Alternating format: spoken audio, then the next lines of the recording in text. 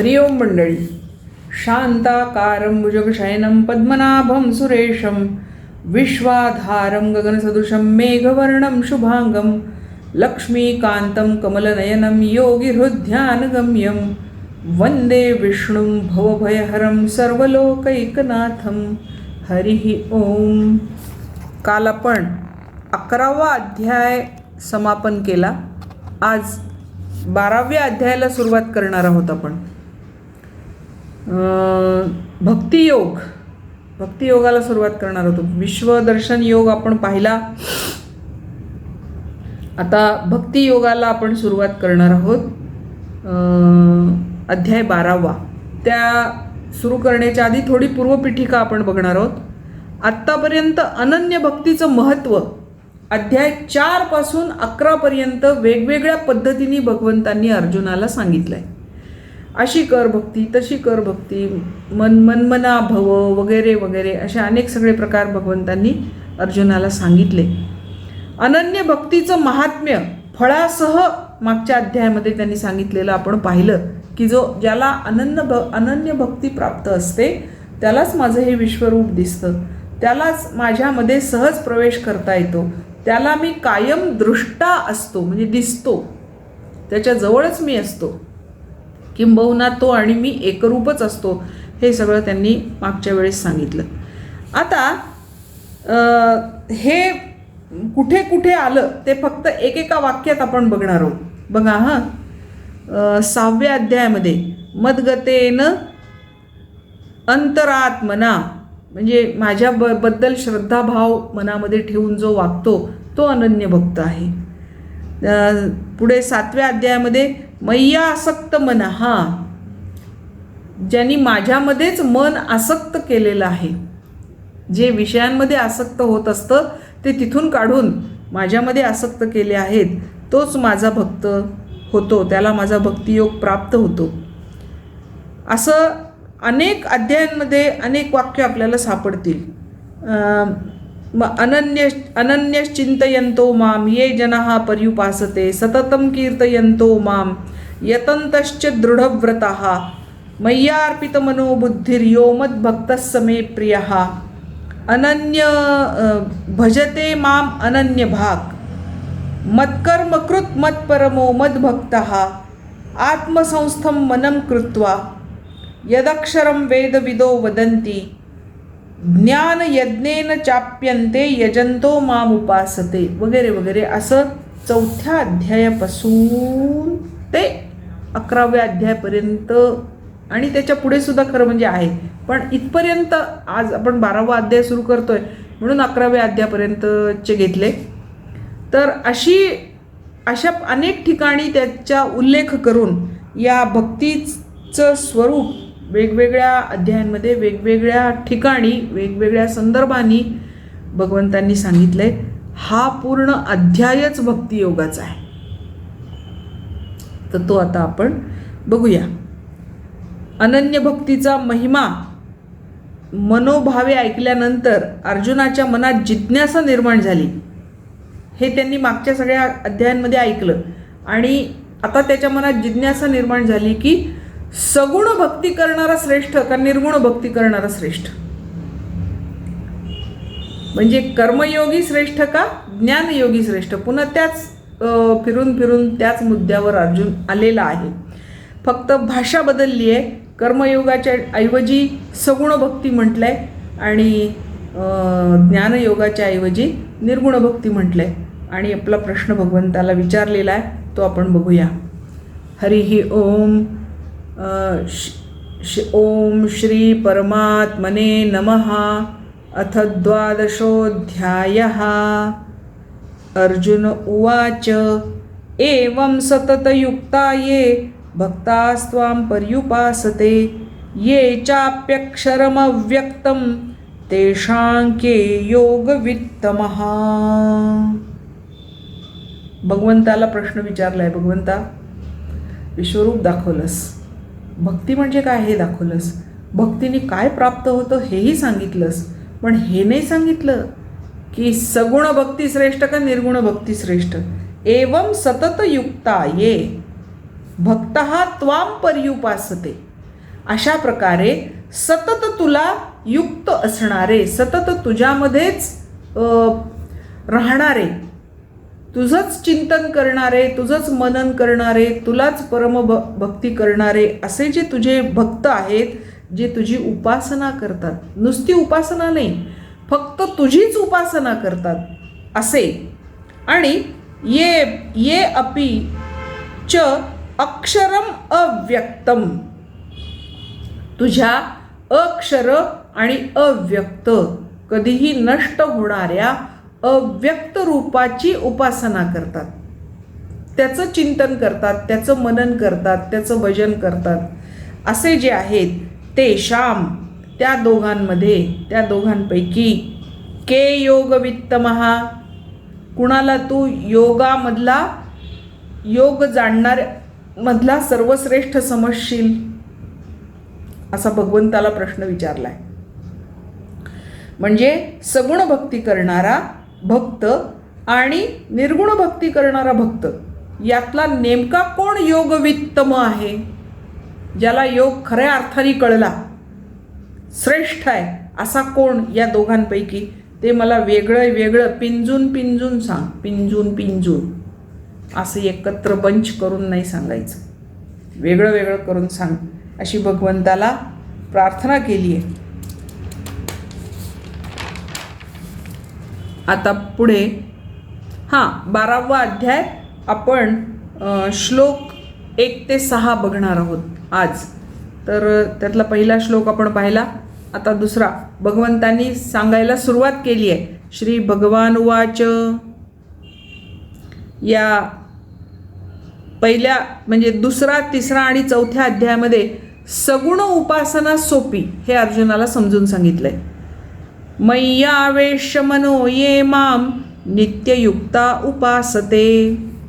अर्जुना, माझ्यामध्ये मन प्रविष्ट करून जे माझ्याशी नित्ययुक्त असतात, कायम मलाच प्राप्त झालेले असतात आणि जे माझी उपासना करतात, श्रद्धया परया उपेतः ते, परमश्रद्धेने ते माझ्याजवळ आलेले असतात, युक्ततमा मतः, ते मला माझ्यातच युक्त आहेत, माझ्यात युक्त असणाऱ्यांमध्ये सर्वश्रेष्ठ आहेत, म्हणजे माझ्या भक्तांमध्ये सर्वश्रेष्ठ आहेत असं मला वाटतं, असं मी मानतो.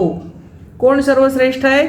मयी आवेश्य मनहा, ज्यांनी आपलं मन माझ्यामध्येच ठेवलेलं आहे, मन मला अर्पण करून टाकलेलं आहे. माम नित्ययुक्ता उपासते, ते मलाच नित्य जोडले गेलेले आहेत आणि ते माझीच उपासना करतात. परया श्रद्धया उपेतः, परमश्रद्धेने ते माझ्या जवळ आलेले आहेत. ते मे युक्ततम मतः, ते माझ्या मते योग जाणणाऱ्यांमध्ये श्रेष्ठ आहेत असं मला म्हणायचं आहे, असं भगवंत अर्जुनाला सांगतात. ये तु अक्षरम निर्देशम अव्यक्तम पर्युपासते, सर्वत्र गमचिंत्यंच कूटस्थमचलं ध्रुवम. अर्जुना, ये तु अक्षरम अनिर्देशम अव्यक्तम पर्युपासते, आणि जे तू म्हटल्याप्रमाणे अक्षर म्हणजे कधीही नष्ट होणाऱ्या, अक्षरम अनिर्देशम अव्यक्तम, न दिसणाऱ्या, व्यक्त नसलेल्या, अव्यक्त असलेल्या भगवंताला म्हणजे मला पर्युपासते उपासना करतात, त्यांच्या बाबतीमध्ये सर्वत्र गमचिंत्यंच, सर्वत्र अगम चिंत्यंच कूटस्थम अचलम ध्रुवम. मी कसा आहे? कूटस्थ, लपून राहिलेला, गुप्त, अचल कधीही न चळणारा, ध्रुव निश्चित ठाम असणारा असा मी आहे. आणि मग काय होतं? संनियमेंद्रियग्रामं सर्वत्र समबुद्धयः ते प्राप्नुवन्ति मामेव सर्वभूतहिते रतः. त्यांचं काय असतं? संनियम्य इंद्रियग्रामम. इंद्रियग्राम म्हणजे इंद्रियांचं गाव, म्हणजे ही सगळी इंद्रिय, एकादश इंद्रिय आहेत माणसाची. 5 ज्ञानेंद्रिय, 5 कर्मेंद्रिय आणि मन, हे 11 इंद्रिय ज्यांनी पूर्ण आपल्या ताब्यात आणलेली आहेत, त्याच्यावर संयम साधलेला आहे, अशा आणि सर्वत्र समबुद्धयः, त्यामुळे ज्यांची सगळ्यांच्या बाबतीत समान बुद्धी आहे. हा माझा, हा परका, हा लहान, हा मोठा, हा श्रीमंत, हा गरीब, असं द्वंद्व ज्याच्याकडे नाही, सगळ्यांना तो समबुद्धीने पाहतो, ते प्राप्नुवन्ति मामेव, ते मलाच येऊन प्राप्त होतात.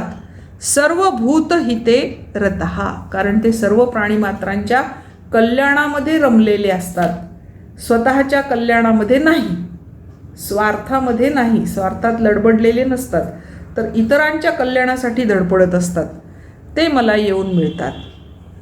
आता 5व्या श्लोकामध्ये निर्गुण निराकार उपासना कठीण आहे हे सांगितलंय. क्लेशोधिकतरस्तेषां अव्यक्तासक्त चेतसाम, अव्यक्त आसक्त चेतसाम, जे निर्गुण निराकार आहे त्याला अव्यक्त म्हणतात, आणि ज्या अव्यक्तामध्ये जे आसक्त झालेले आहेत, अव्यक्ताचीच जे उपासना करतात, त्यांना क्लेशः अधिकतरः तेषां, त्यांना सगुण भक्ती करणाऱ्यांपेक्षा अधिक क्लेश होतात, अधिक त्रास होतो, अधिक कष्ट होतात. अव्यक्ता हि गतिर्दुःखम देहवद्भिरवाप्यते, देहवद्भिः अवाप्यते, देह धारण करणाऱ्यांना प्राप्त होतं काय? गती ही दुःखम, दुःखाची गती प्राप्त होते. अव्यक्ता ही, अव्यक्ताची उपासना करणाऱ्या देहधारी माणसाला दुःखाची गती प्राप्त होते. आता त्याचं कारण असं आहे, सगुण उपासना करत असताना समोर मूर्ती म्हणा, काहीतरी एक आकार म्हणा, भगवंताची गुण म्हणा, भगवंताचं चरित्र म्हणा, भगवंतांच्या लीला म्हणा, काहीतरी त्यांच्या पुढे असतं आणि त्याच्यामध्ये ते मन रमलेलं असतं. त्यामुळे चित्त इतर विषयांकडे जात नाही, चटकन त्या भगवंताच्या रूपाशी एकरूप होऊ शकतं. पण जे अव्यक्ताचीच पूजा करतात त्यांना आपल्या इंद्रियांना ताब्यात ठेवून संपूर्ण लक्ष भगवंताकडे लावणं ही गोष्ट त्यांच्यासाठी कठीण असते. कारण मन आहे ते आत्ता इथे आहे तर आत्ता आणखी कुठेही असू शकतं. आत्ता होतं भुईवर गेय गेय आभायात, एका क्षणात ते आभाळात जातं, एका क्षणात अमेरिकेला जातं, एका क्षणात जपानला जातं, कुठेही जातं. त्याच्यामुळे ते कुठे जाईल आणि काय चिंतन करेल याची काही गॅरंटी नसते. त्याच्यामुळे अव्यक्ता ही गतिर्दुःखम, अव्यक्ताची उपासना करणाऱ्या देहधारी माणसाला हे अवघड आहे. मग काय सोपं आहे तर सगुण उपासना, हे पुन्हा 6व्या श्लोकामध्ये सांगितलंय त्यांनी.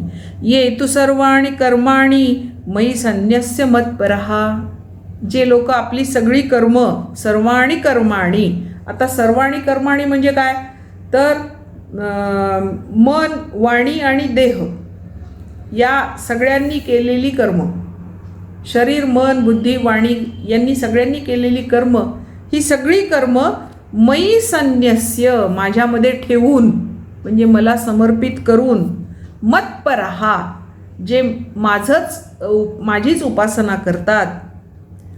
कशी उपासना करतात? अनन्येनैव योगेन माम ध्यायन्त, अनन्य अशा योगानी, अनन्यपणानी जे माझं ध्यान करतात, उपासना करतात आणि सगळी कर्म मला अर्पण करतात, ते सगुण भक्ती करणारे असतात, असं अर्जुनाला भगवंतांनी समजावून सांगितलंय.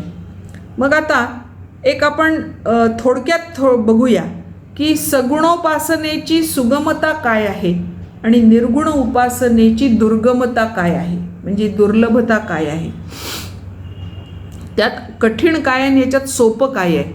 तर नेहमी सगुण उपासनेचं उदाहरण गोपींच्या भक्तीचं दिलं जातं आणि निर्गुण उपासनेचं उदाहरण उद्धवाच्या भक्तीचं दिलं जातं. ज्ञानी लोक साधारणपणे निर्गुण भक्ती करतात. तसा उद्धव ज्ञानी होता, पण तो भक्त नव्हता. त्याला भक्त होण्यासाठी कृष्णाने गोपींकडे पाठवलं होतं, गोकुळात पाठवलं होतं आणि त्याला असं सांगितलं होतं की तुझ्या जवळचं ज्ञान त्या गोपींना दे, कारण त्यांना ज्ञान नाही. त्यांच्याकडे भक्ती आहे पण ज्ञान नाही, आणि तुझ्याकडे ज्ञान आहे पण भक्ती नाही. पण त्याला असं सांगितलं नाही की तुझ्याकडे भक्ती नाही म्हणून. त्याला असं सांगितलं की जा आणि गोपींना ज्ञान दे. गंमत अशी झाली, उद्धव मारे गेला तिथे त्यांचा शिक्षक होऊन, मी यांना ज्ञान देणार आहे, मी यांना ज्ञान देणार आहे. तो मी होताच मध्ये. तिथे गेला आणि गोपींचं भक्ती पाहिली आणि हाच भक्तिमय झाला. आधी उद्धवच भक्तिमय झाला आणि मग त्याला आठवलं की अरे, आपल्याला भगवंतांनी इथे वेगळ्या कामासाठी पाठवलं होतं. शिकार करने को आए, शिकार हो के चले. मी यांना शिकवायला आलो होतो, यांनीच मला शिकवलं भक्ती म्हणजे काय. त्याचं कारण असं आहे, ज्ञानोत्तर भक्ती ही उत्तम.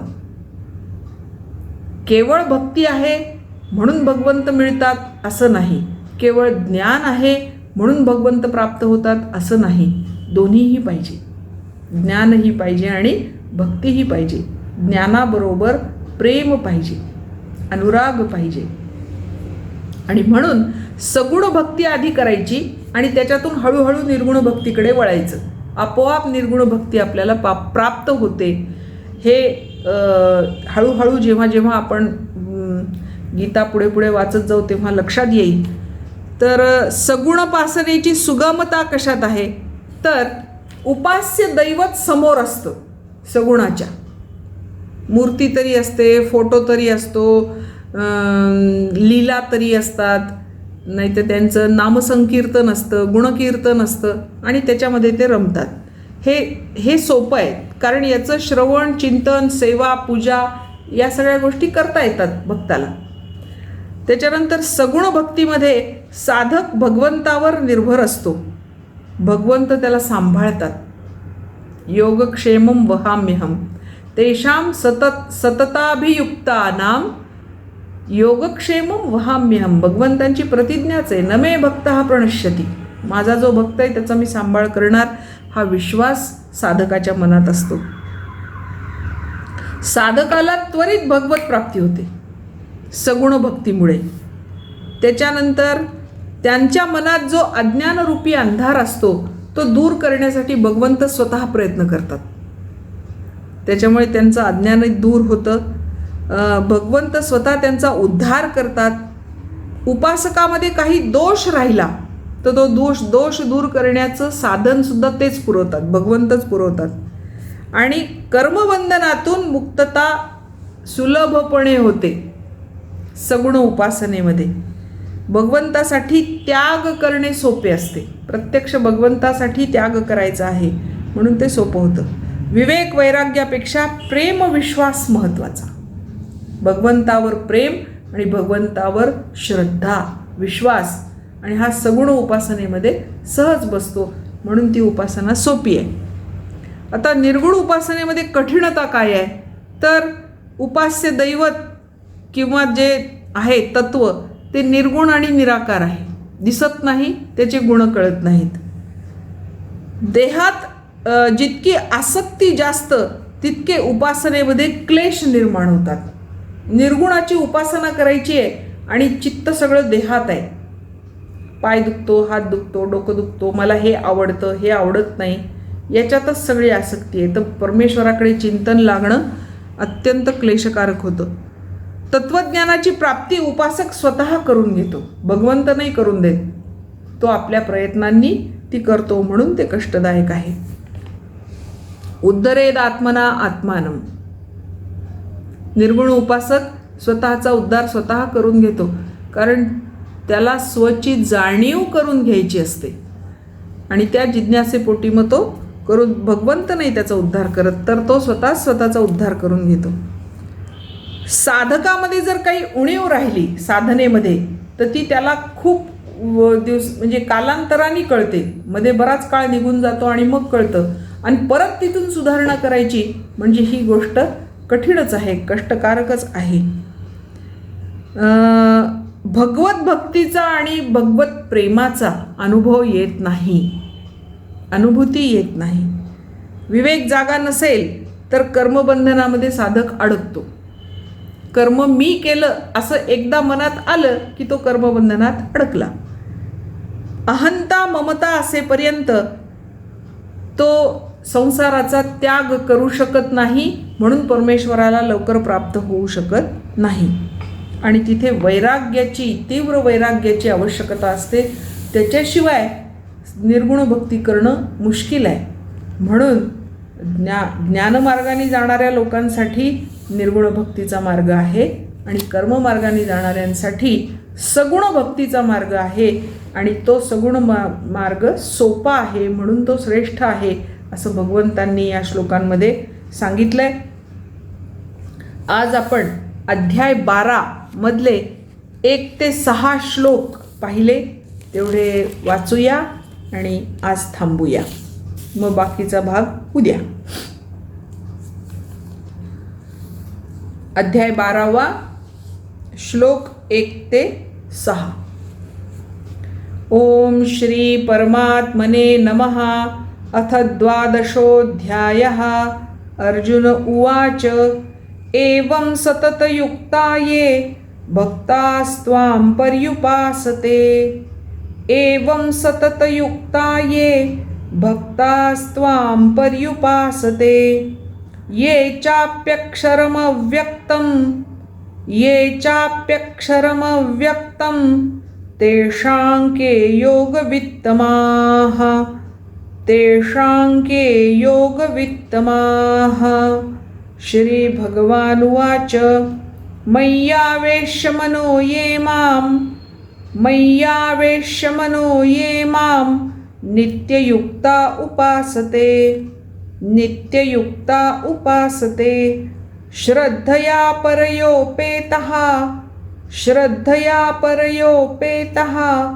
ते मे युक्ततमा मताः.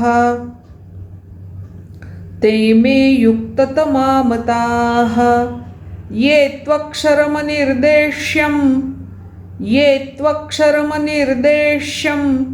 अव्यक्तं पर्युपासते. सर्वत्र गमचिन्त्यं च कूटस्थमचलं ध्रुवम्. संयम्येन्द्रियग्रामं सर्वत्र समबुद्धयः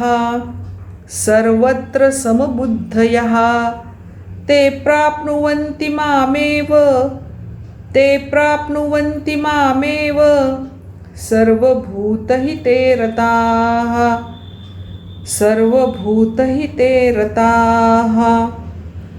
क्लेशोऽधिकतरस्तेषाम् अव्यक्तासक्तचेतसाम्. अव्यक्ता हि गतिर्दुःखं देहवद्भिरवाप्यते.